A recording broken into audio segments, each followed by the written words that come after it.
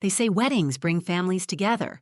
But that night, all I saw were people playing their parts behind masks of silk and champagne. The chandeliers sparkled. The music played a little too loudly. Everyone was laughing like it was a sitcom. But under the surface, the air was thick with judgment. My in-laws were there, of course.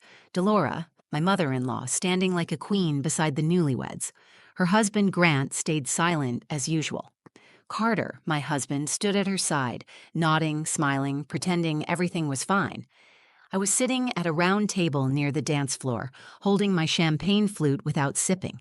My daughter, Kaia, just 14, sat next to me. Her curls were pinned up, and she wore a lavender dress I had sewn myself. She kept glancing at me, reading my face like she always does. She could see I was holding something in, again. It was Evan's wedding, Carter's younger brother. The golden son, the one who could do no wrong. He was marrying Macy, a woman my in-laws adored from the moment she entered the picture. She fits the family, Delora said once. Classy, educated, well-bred. She never used those words for me. I was introduced to a few guests earlier in the evening, Carter's coworkers, Evan's friends from Yale. Each time someone would say, "And this is Amara, Carter's wife," and they'd smile politely, but I could feel it. The look, the silent question behind their eyes. Her?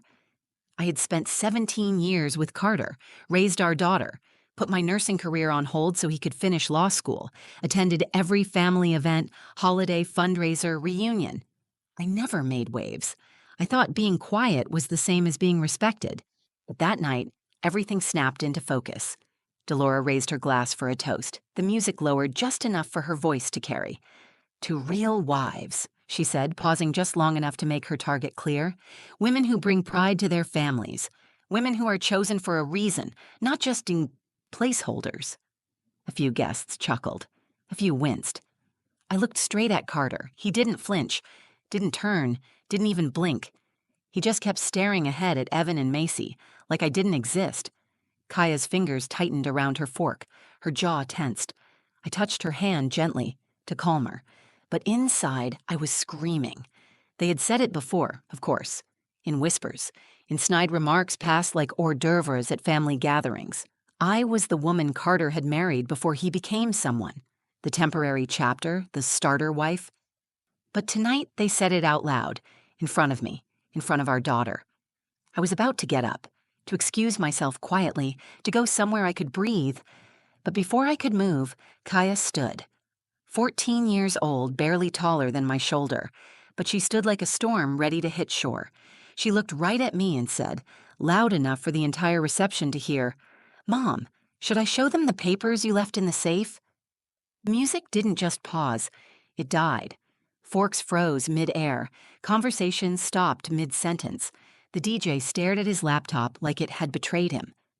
My mother-in-law's wine glass lowered slowly. Carter turned his head toward Kaia like someone had slapped him. "What did she say?" someone whispered behind me. Kaia was still standing. Her hand slipped into mine. I saw Delora's eyes narrow, her lips twitch like she wanted to speak, but didn't know what to say. "What papers?" Carter finally asked, his voice low, wary. Kaia looked up at me, waiting. I took a breath. I didn't cry, I didn't shout, I just said, "Not here." But it was already too late. The music didn't start again. The laughter didn't return. The room had cracked, and everyone felt it. The weight of the silence wasn't on me anymore. It was on them. And in that moment, for the first time in 17 years, I wasn't the one shrinking in a corner. I was the one holding the room hostage, with nothing but the truth they thought I'd never tell. I wasn't always invisible. There was a time Carter looked at me like I was his whole future. We met during his second year of law school. I was working full-time as a nurse, picking up night shifts to pay off my student loans. He came into the ER one night with a busted wrist from a pickup basketball game. I remember thinking he was cocky, but his eyes softened when he smiled, and I was tired of being alone. We dated for 6 months before he proposed. Fast, but I was in love, and I believed love meant sacrifice. When he said he needed to focus on school, I offered to pick up extra shifts. When we got pregnant with Kaia, I paused my career. Just until Carter finishes the bar, I told myself. But the bar came and went. Then it was, just until he makes partner. Then it was, Kaia needs stability. Years passed like seasons on fast forward, and somewhere in the blur, I forgot what it felt like to have my own name.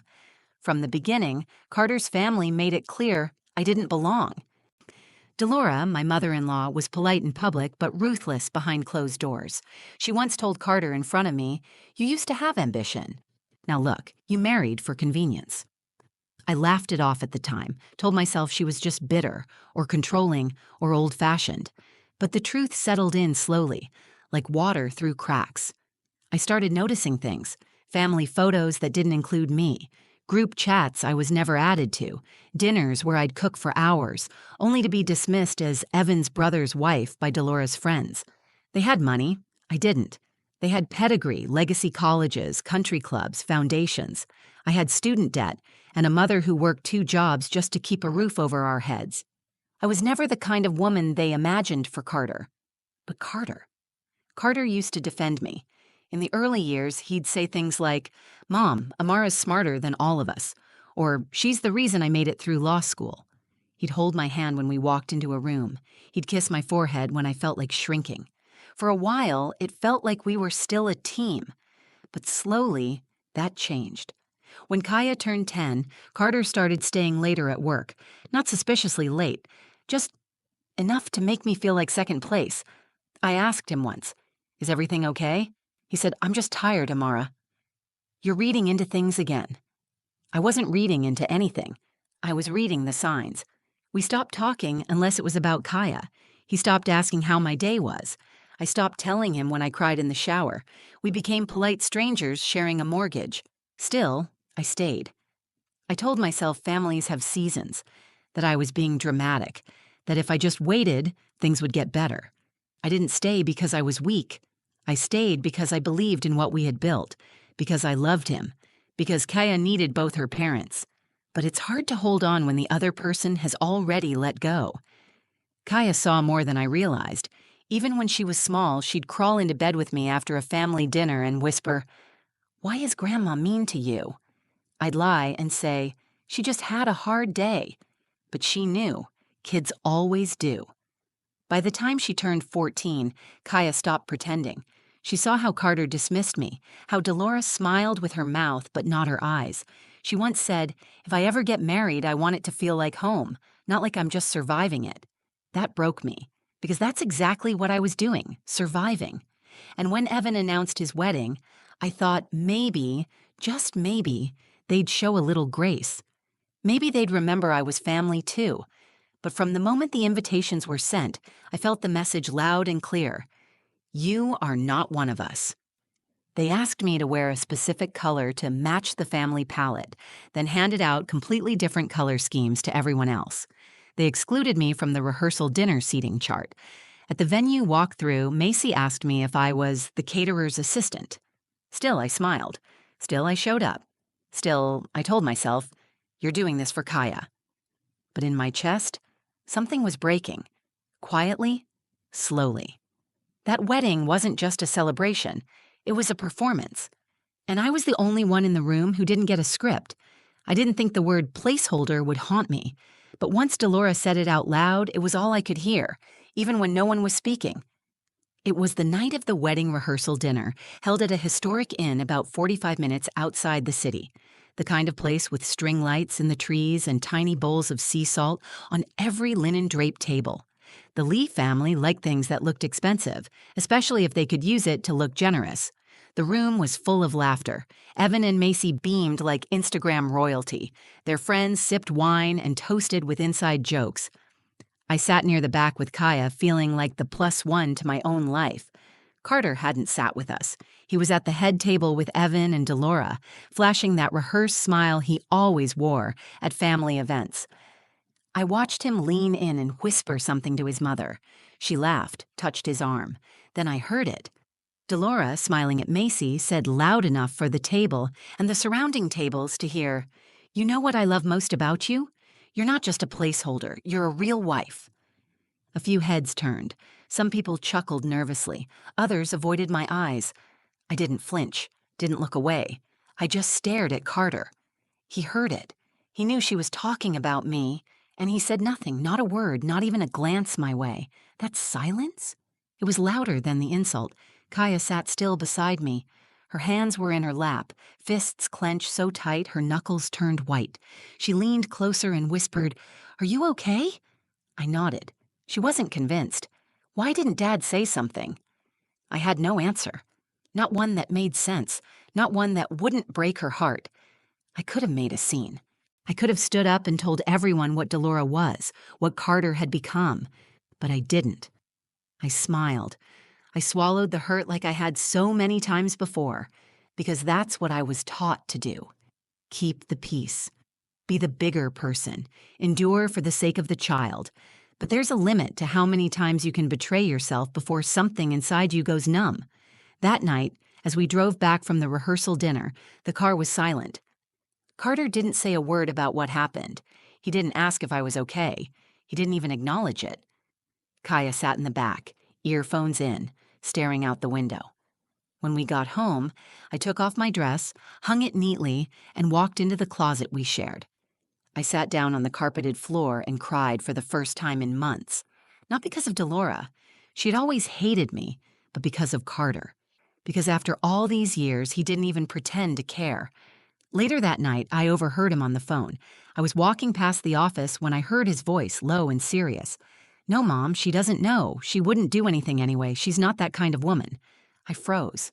Then Delora's voice, soft, smug, through the speakerphone. "Well, she better stay that way. Macy's everything this family needs. Amara was always just an interim." And Carter said nothing. Again. That was the moment something shifted in me.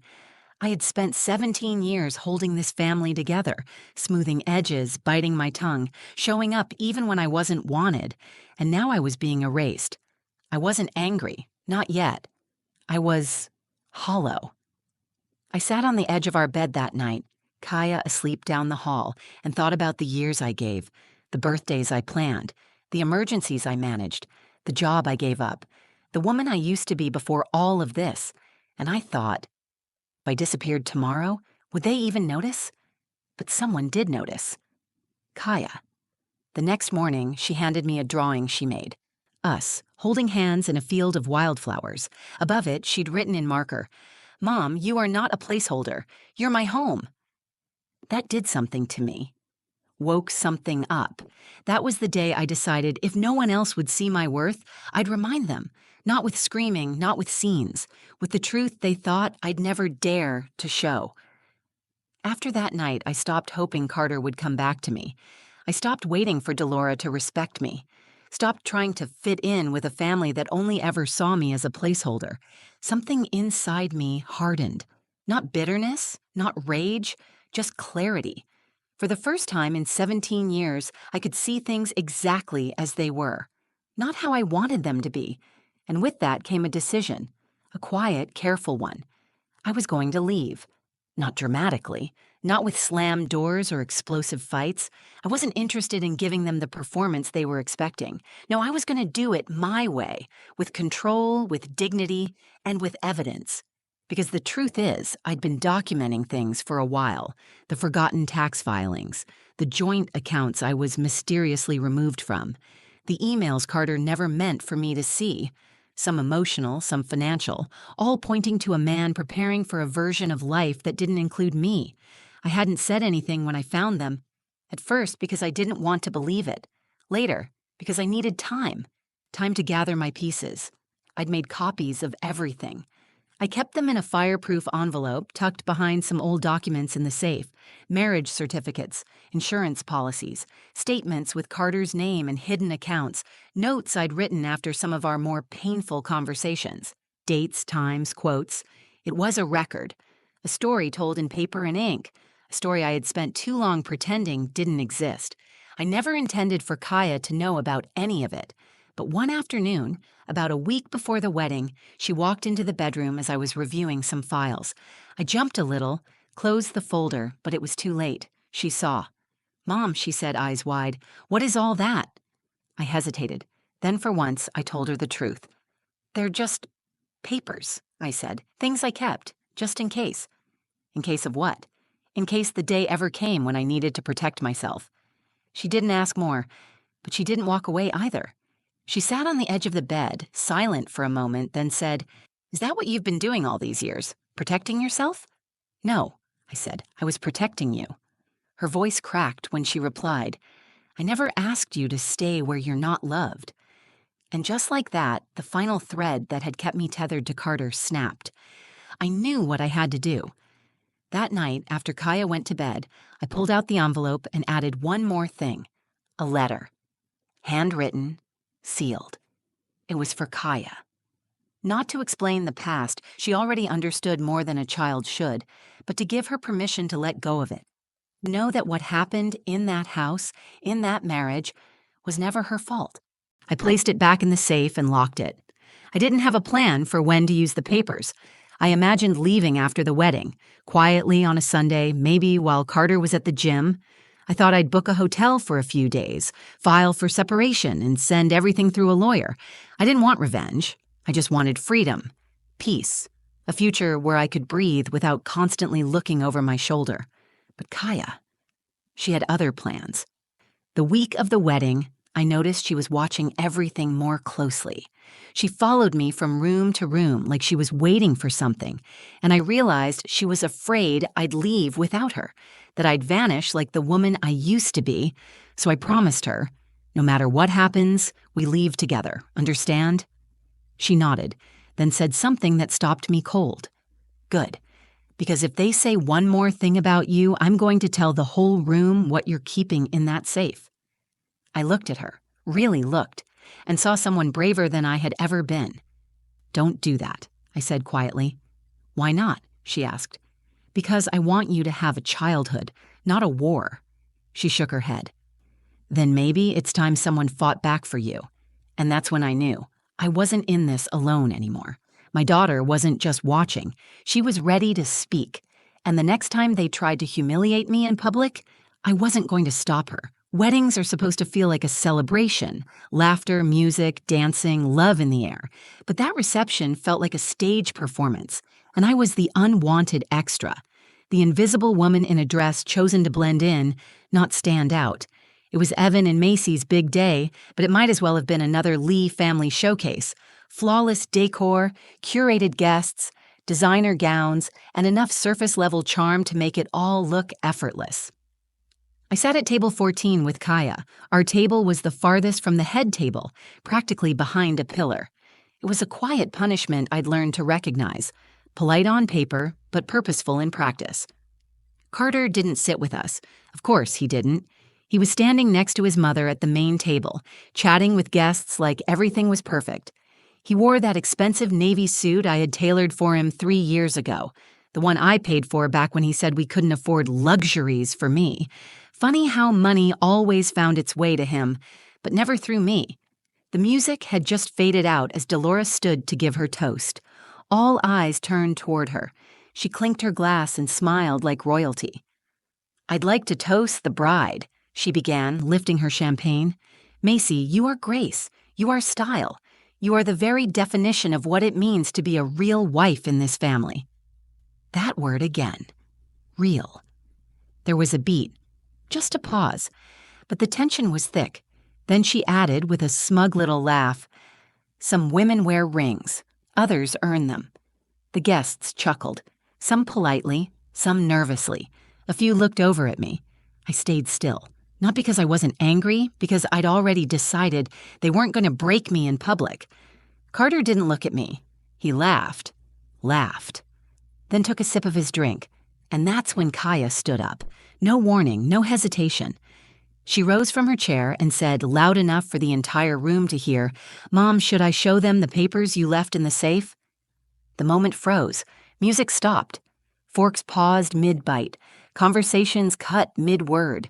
You could feel the shift, like someone had shut off the oxygen in the room. Dolores' glass halted halfway to her lips.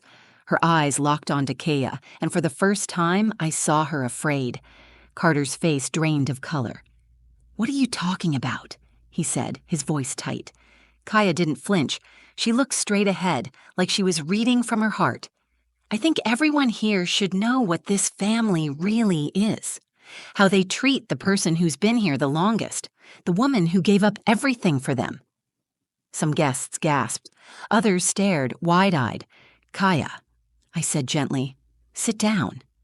But she didn't. Do you want me to tell them about the bank accounts? She asked. The ones he opened behind your back? Or the way Grandma says you were never good enough, even though you raised me on your own while Dad chased his perfect image? Enough, Carter said, rising from his chair. No, I said quietly, rising with him. Let her speak. Dolores stood next, trying to regain control. She's a child. She doesn't understand. She understands perfectly, I said, my voice calm. She's been watching her whole life. I reached out and held Kaia's hand. Then I looked around the room, the family, friends, the lawyers, the women who had always ignored me, and I said, I kept the papers in a safe because I knew someday the truth would matter. Maybe not to you, but to her. Carter was pale. Delora looked like she'd swallowed glass. Macy shifted uncomfortably, glancing at Evan, who was stone-faced. We didn't need to show them anything that night. We didn't need to open the envelope or flash documents. The silence said enough. The fear in their eyes said more. Kaia slowly sat back down, and I followed. The music never resumed. No one toasted again. No one asked us to leave, but they didn't need to. We had already exited the story they wrote for us. From that moment on, they would never be able to pretend I didn't matter. Because in front of everyone, my daughter reminded them, I wasn't a placeholder. I was the woman they underestimated, and the mother they could never erase. We didn't wait for dessert. Kaia and I left the wedding reception with nothing but our dignity and each other. I remember the feel of her hand in mine, small, warm, unshaken. The hallway outside the ballroom echoed with silence. I didn't look back, neither did she. We drove home without speaking for most of the ride, just the sound of tires on pavement and the occasional song from the radio filling the silence.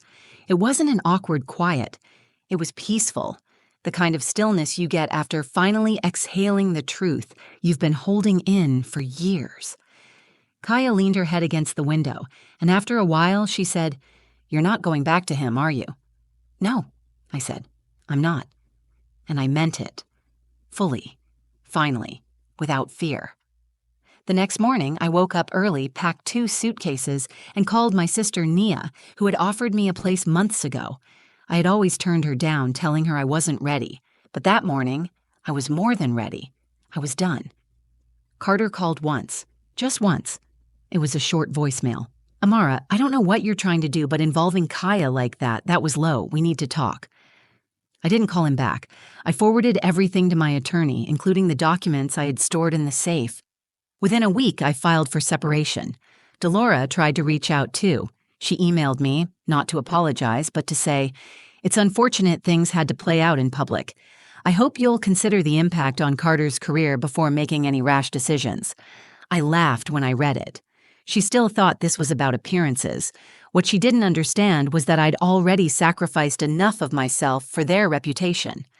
Kaia and I moved in with Rhea temporarily. Her little house was cramped, but it felt like a sanctuary. I slept on the pull-out couch and felt more peace than I ever had in the king-sized bed I shared with Carter. Kaia flourished. Her laughter returned. She started painting again, something she stopped doing a year ago. One night, she showed me a new piece she had made, a woman walking barefoot across a field, holding a torch in one hand and a child's hand in the other. I call it Not Burned, Just Brighter, she said.